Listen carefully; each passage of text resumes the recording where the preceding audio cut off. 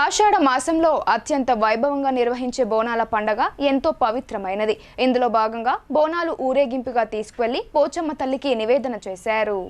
నగరంలోని వినాయక్ నగర్లో గల లిటిల్ స్కాలర్స్ హై స్కూల్లో బోనాల పండుగ అంగరంగ వైభవంగా నిర్వహించారు. ఉదయం నుండే స్కూల్ను మామిడి తోరణాలతో అందంగా ముస్తాబు చేసి బోనాల క్రతువును ప్రారంభించారు.